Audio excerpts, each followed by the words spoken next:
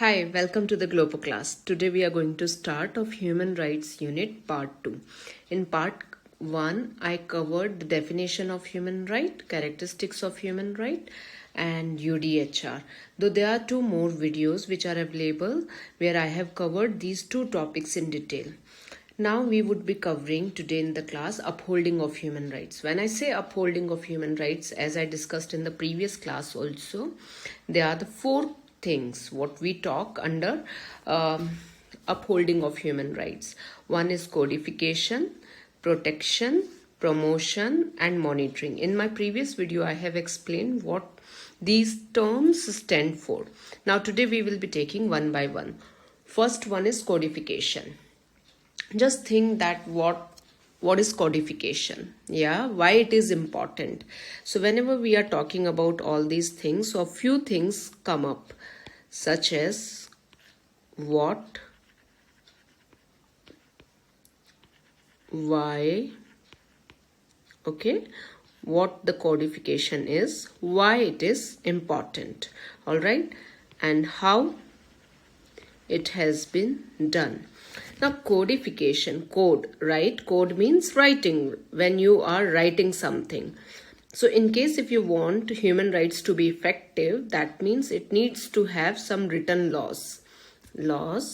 If it does not have written laws, that means high chances this would be breached, this would be violated. So first step for human rights to be protected, to be promoted, it needs to be codified.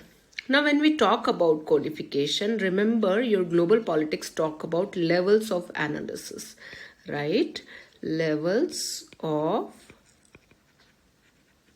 analysis. So levels of analysis are at 6 stages, right? It starts from global, international, regional, national, local and at community level. Similarly, at international, codification can also be seen at 3 levels, right? One is at the global level, where it is applicable almost all countries of the world who are the signatories of those codified laws, right? At the global level, or we can call it at the international level also. The second one is at the regional level. Now suppose there are some regional organizations which are based continent wise and they disagree to the global norms. They feel that culturally they have different set of rules or the norms. They want to set up their own rules, right? Their own laws. They would be forming their own. For example, Cairo Declaration, for example, EU, which has established its own, Africa Union, which has established its own laws, rules. So these are called as regional. And the third one is at the national level, right? At the national level, when I talk about codification, that means your country's constitution, right? Your country's constitution, what we are talking about. So far so clear. What did I ask you? First these 3 things, what, why, how, needs to be clear to you. Then levels of analysis at 3 level. Global, what all laws are there. Regional, at least 1 or 2 you need to know. And then at the national level, at least 1, it can be your country's codification of the law or your constitution, where all the laws are mentioned specifically in the context of the human rights.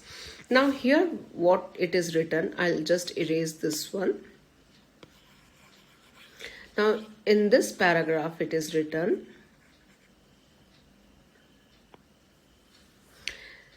number 1, at the international level, it talks about UDHR, right?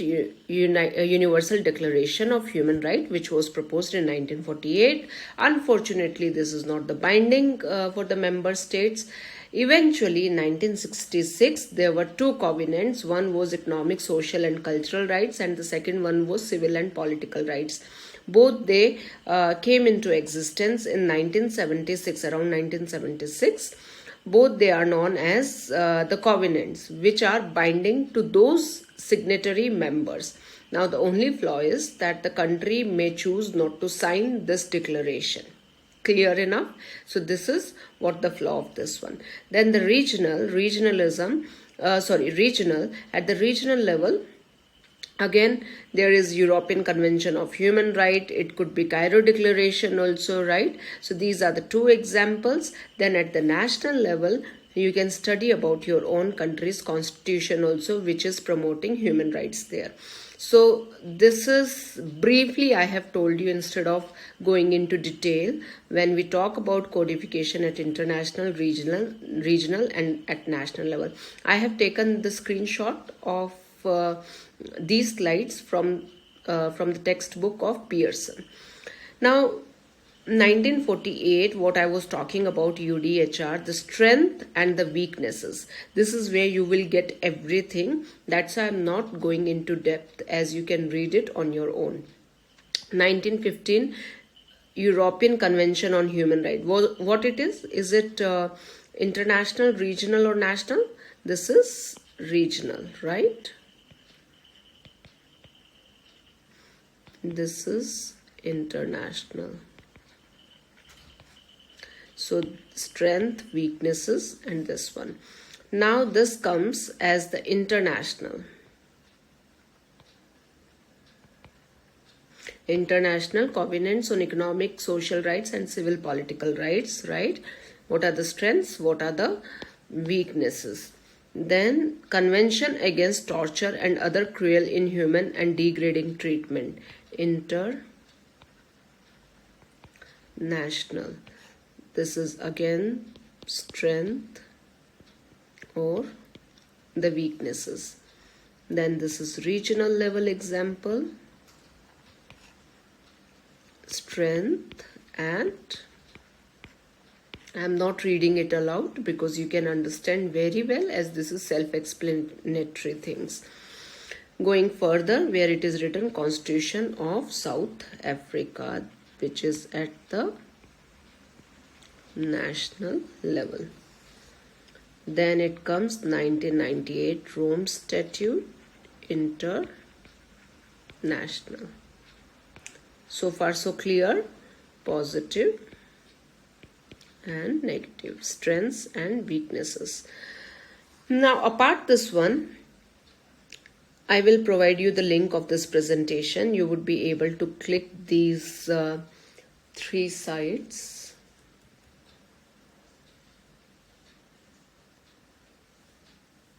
Just give me a second. Now these 3 sites, the moment you click it, you would be able to see the important core international human rights instrument and their monitoring bodies. Kindly go through it on your own. In the class, we would be discussing what all important international human rights are written at the international level. Right? Now we go further to the second point. Second point is about protection.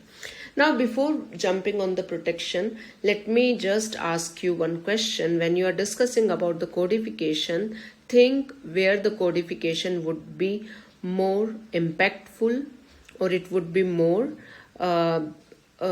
secured or protective for human rights, right? Whether it would be international or at regional or at national level. Why?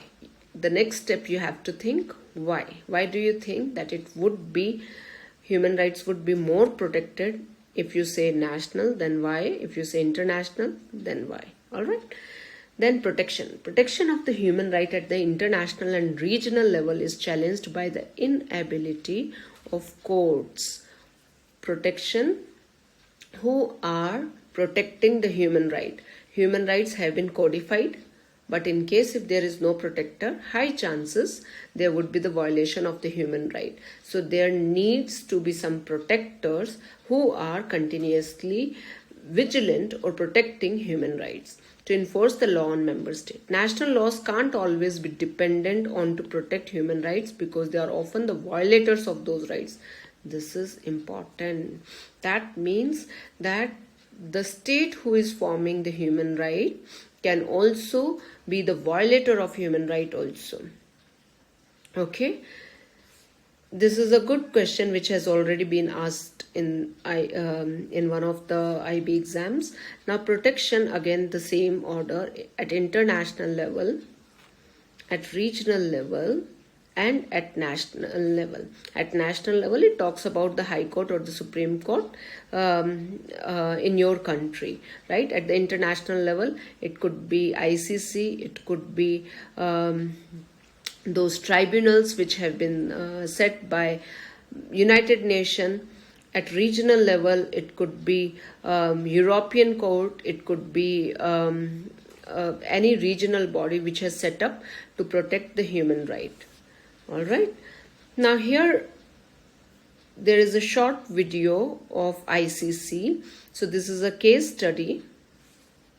Then one more video which is of International Criminal Tribunal for Rwanda, another case study. All right. So these are the two case studies of ICC and International Criminal Tribunal for Rwanda. In the class we usually discuss. Okay, we watch it and in the group we discuss about these two case studies. Further, the third point of the upholding of human right is promotion. Who promotes human rights? So it has been codified, it has been protected by the legal judiciary bodies. Now who promote? Now in promotion, it could be state actors or non-state actors.